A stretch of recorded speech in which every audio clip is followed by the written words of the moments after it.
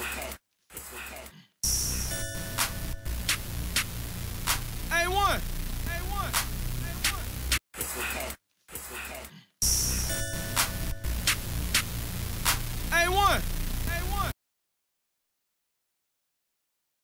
What's good, Mon? What's up, everybody? How y'all doing? Welcome to A1 Forever Sports. Another episode. Had a few things going on that I was neglecting. Had to go ahead and handle business and get back right. But back at you again. Why settle for less when you can have more with a vision? Bringing you A1 Sports at an A1 rate, generational, I like to call it. But I want to go ahead and get into some sports with y'all, man. I miss talking some sports with y'all guys, man. Thank you for all my subscribers. Thank you for the likes. Anybody who watches the videos and gives comments, feedback, likes, like I said, subscribes. Definitely appreciate every last one of you guys to the utmost and fullest. Peace and blessings to you all. So let's get into some sports. Start with this NFL news. So apparently, the heir to Walmart, Sam Walton, has apparently purchased or is expected to purchase the Denver Broncos for $4.5 billion. Rob Walton is the heir of Sam Walton, who was the founder of Walmart. And this purchase is expected to be the largest purchase in NFL history. Also, let's get into some more NFL news as Aaron Donald, the Aaron Donald, is now the highest paid non-quarterback player in the league after signing his extension yesterday. The extension will give Donald a $40 million raise over the next 3 years of his contract, the existing contract.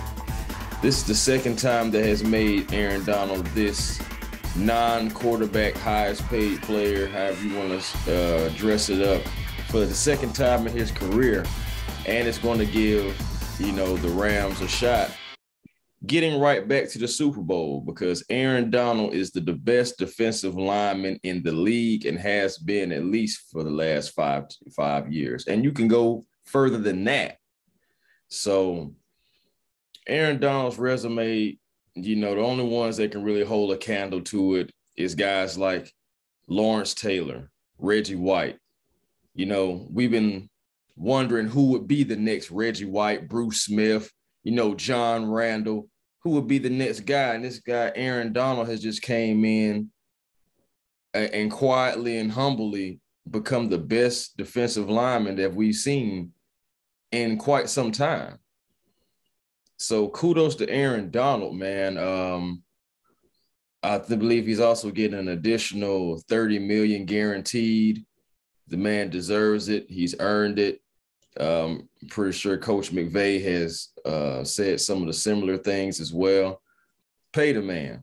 And they paid the man. And also, you can't block that man. You can't stop that man. And the only other player that I can think of that can really hold a candle to Aaron Donald is his former teammate, Von Miller. But that's another conversation for a different day. Congratulations, Aaron, on that money.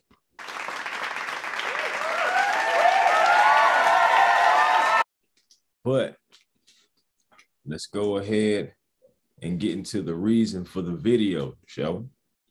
So, DeAndre Ayton, Clint Capela. Possibility it may be a trade. Well, I have some comparisons, and I also will give my thoughts on if the Hawks should or should not trade for DeAndre Ayton and Clint Capela. Let's get to it. Oh, Lord. So DeAndre Ayton and the Phoenix Suns have been rumored as to be disgruntled with each other. Now, it's two reasons for this. One is the conversation around Ayton is nothing short of his motor and his motivation on the court.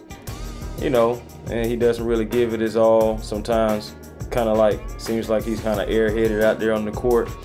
Well, we saw examples when him and Coach Monty Williams had an argument in Game 7, and it was presented to the public eye.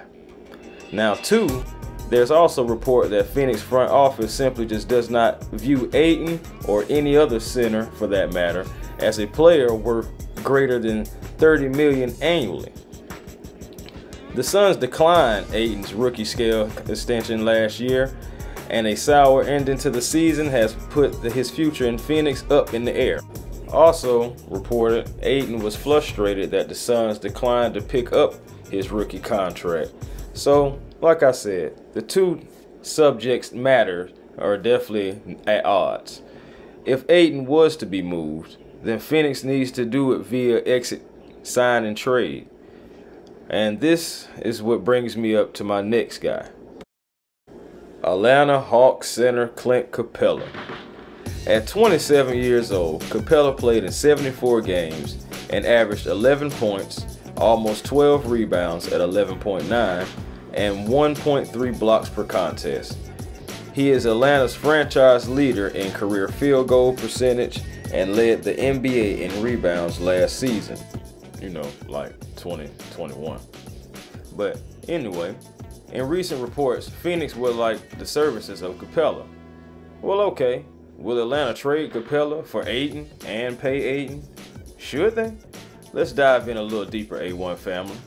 If the Hawks made this trade, you're looking to be in the luxury tax fully with Ayton paying him $30 a season. Trading for Ayton, you have two 23-year-old pillars and 2 top 5 picks from the 2018 draft pairing him and Trae Young together. Last year, Ayton had better field goal attempts, field goals made, and percentage. Ayton also shot better from the free throw line at 74% and had more points and threes. Most likely the Suns would be looking for Capela, a first rounder, and maybe Bogi or Kevin Huerter even. Now, hold on. Before you go shipping off Capela, know this. Ayton has only played 236 games in 4 seasons, averaging 16 points and 10 rebounds so far on 59% from the field, but Capela has played 243 games, averaging 14 and 13 on 62% field goal percentage in the last 4 seasons. That's based on what all these numbers are about. Plus, Capela just turned 28 this past May. He'll be making $18 million this season. He will be an unrestricted free agent next season. This means Capela will be able to sign with whoever he chooses freely, whatever franchise. He could still choose the Hawks, but in turning 29, Capela could want one more big deal, so Atlanta does have some thinking to do in that aspect. Do I think they should make a trade for Ayton? It's a big no for me, because Capela is not the problem. Yes, his numbers did drop. He missed a lot of inside shots, okay. But are you going to jump from 18 mil to 30 mil for 4 years, a young player with similar games and stats? In the head-to-head matchups, Capela is 3-1 against Ayton. You can also make a case that Ayton's stats are inferior to Capela's, and Capela is top 5 in rebound in the last 4 seasons. If you are interested in doing a sign and trade, I say throw your hands in the Zach Lavine situation. Yes, he's coming off a knee procedure, but he's an unrestricted free agent, and he's only 27 until next March. If you can land Lavine some type of way, I think it sounds better than trading for Donovan Mitchell even. The Hawks have stated they don't mind going into the luxury tax, but listen family, I must admit, a sign and trade is difficult to execute because the unbalanced, unpredictable circumstances to make the deal even happen. You never know what the other team will really want back and all this other stuff. You know, it gets real messy and complicated. It really can. Well, hey, If no Lavine, the Hawks also have been linked again to Detroit Pistons forward Jerami Grant.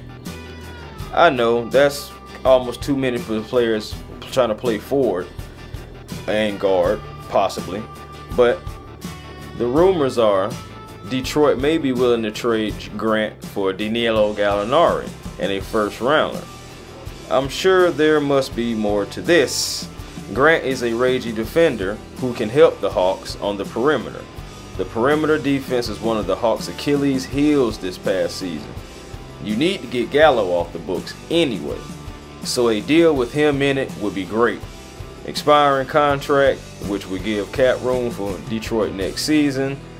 Again, I'm sure there should be more. I can see Bogdan Bogdanovic, Kevin Huerter, or even DeAndre Hunter involved in the trade if the Hawks decide to make it.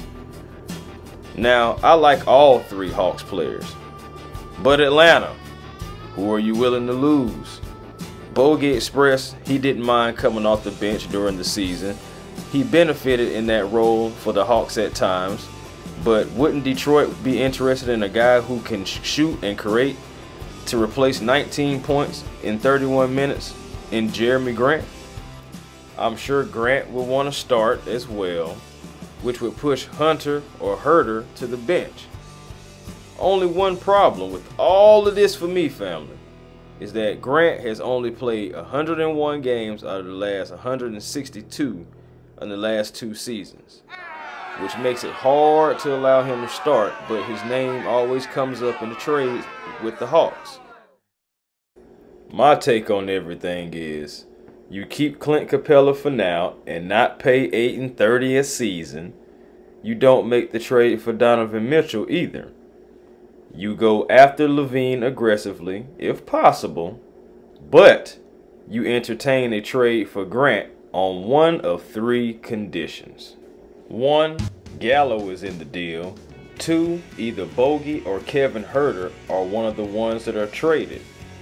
You know, for contract purposes, as Grant will be making $20 million this season.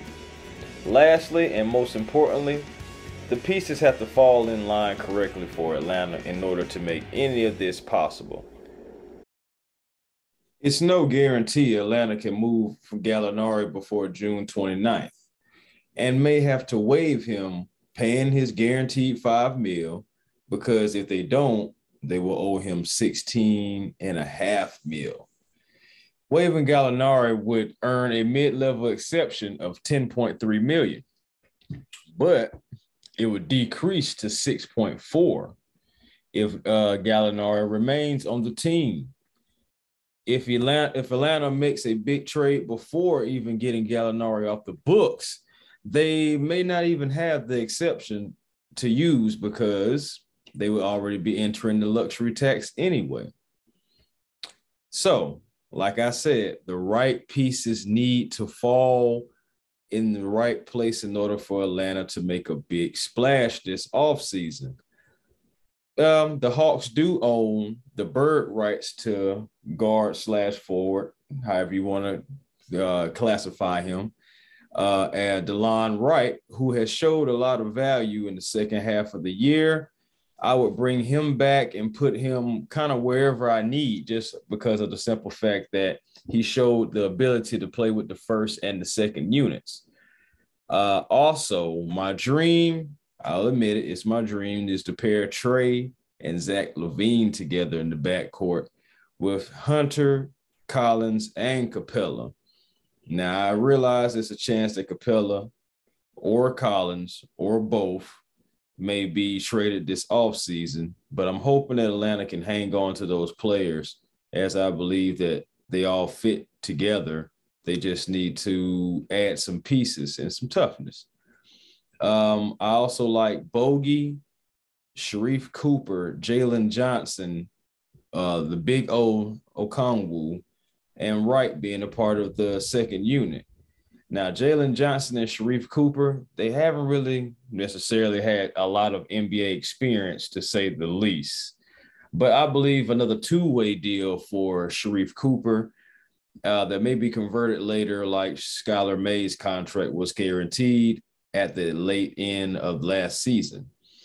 Now, I also expect Mays to be a part of the team just because with limited production around the league, I don't see anyone giving him some type of massive contract because of it, right? So I see like a veteran minimum for him, and you're going to have to put veteran free agents on the team so you can kind of, offset those cap liabilities. Well, the next video I have for you guys, I'll be explaining a few free agents who I feel like the Hawks should target. But until then, this has been another segment of A1 Forever Sports. Chris Tipmore, Cooler and Fly 2. Why settle for less when you can have more with a vision? We'll be back soon. Stay tuned. Peace and blessings to you all. Y'all, please be safe out there. And once again, thank you for watching. Like and subscribe. Peace.